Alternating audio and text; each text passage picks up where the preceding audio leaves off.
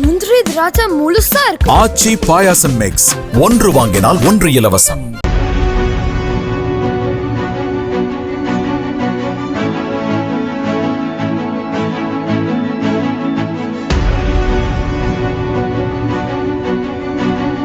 கன்னியாகுமரி மாவட்டம் பள்ளியாடி அருகே உள்ள முருங்கவிளை பகுதியைச் சேர்ந்தவர் ஜெய்சன் ஆர் ஜெபனேசர்.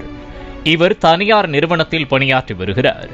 இவரது தாய் ரெஜி உடல்நலம் பாதிக்கப்பட்ட நிலையில் வீட்டில் தனியாக இருந்துள்ளார். இந்த நிலையில் கடந்த 4ஆம் தேதி மாலை வீட்டிற்கு வந்த ஜெய்சன் தனது தாயின் கழுத்து மற்றும் கையில் இருந்த தங்க நகைகள் மாயமாகி இருப்பதைக் கண்டு அதிர்ச்சியடைந்தார்.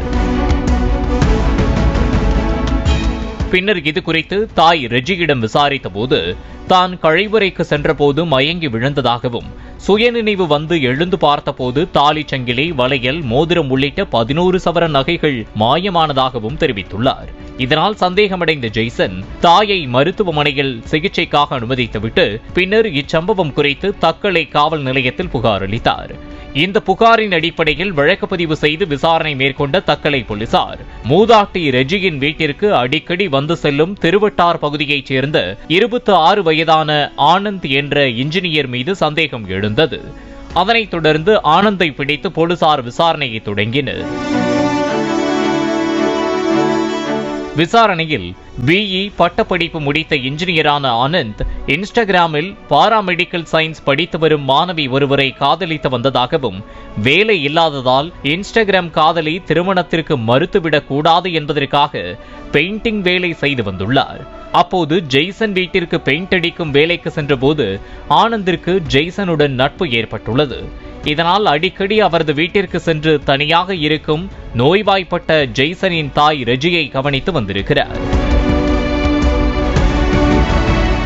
இந்த நிலையில் ஆனந்த் கடந்த 4ஆம் தேதி ஜெய்சன் வீட்டிற்கு சென்றபோது தனியாக இருந்த மூதாட்டி ரெஜி கழிவறையில் மயங்கிய நிலையில் இருந்துள்ளார்.